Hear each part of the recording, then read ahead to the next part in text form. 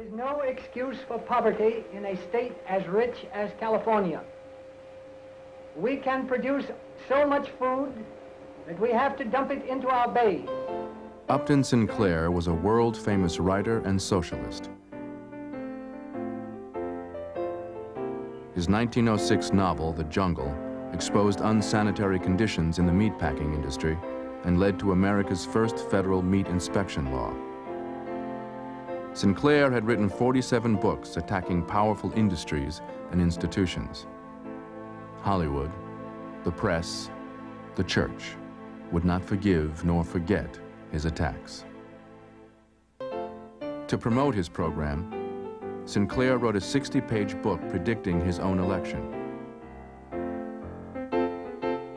His plan, epic, End Poverty in California, called for the state to turn over idle factories and farms to the unemployed. There was so much good land in California that wasn't being farmed, so many factories that were empty and silent, and so many able people who could have worked those farms and factories. And we just thought of the waste. Sinclair predicted that a takeover by the unemployed would meet strong opposition. Get up! The whole power of vested privilege will rise against it, he wrote.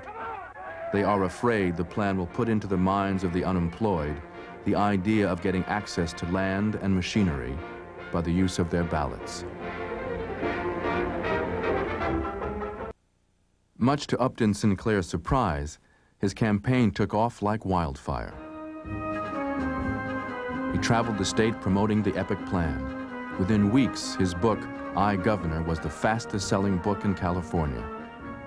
The bumblebee became the symbol of his army of volunteers. Hundreds of epic clubs formed the heart of the campaign. Epic supporters published a weekly newspaper with a circulation of 500,000. They ran epic rodeos, drama groups, picnics, and sewing bees. Epic meetings were big mass meetings in those days. It was amazing the crowds that he drew. And he depended on the people for his money. So people who had 10 cents contributed 10 cents, and they stormed the meetings. At a Hollywood luncheon hosted by Warner Brothers, Democratic National Committee Chairman James Farley was asked to alert Roosevelt that Sinclair could win the primary. Farley told Roosevelt, "Everyone out there wants you to come out against Sinclair." Roosevelt decided to watch and wait. If they say that we are crazy, By the end of August, the number of epic clubs had grown to 1,000. It was very exhilarating. We were doing something on a low level, door-to-door meetings and stuff like that. But we were all very, very excited. We thought we were going to not change the world, but to help California and help people. Epic supporters stepped up efforts to recruit new voters. By primary day, there were 350,000 new Democrats. For the first time in California history, Democrats outnumbered Republicans. To widen his support within the party, Sinclair selected Sheridan Downey, a mainstream Democrat, as his running mate. The slate was known as Uppy and Downey. August 28th, Epic triumphed over traditional Democrats. Sinclair won with 436,000 votes, more than all the other candidates combined. We mean that California shall be behind President Roosevelt in his effort to give the New Deal to the whole nation. Ours is a democratic plan. We are resting upon the consent of the entire people, and we expect to get it. Former socialist Upton Sinclair was now the Democrats' nominee for governor of California.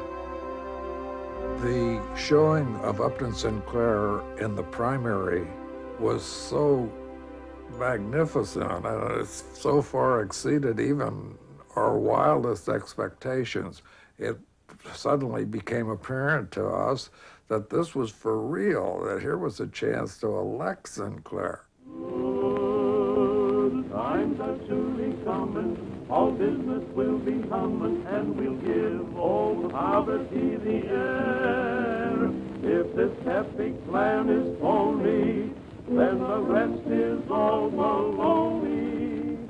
So vote for Downey and Upton Sinclair.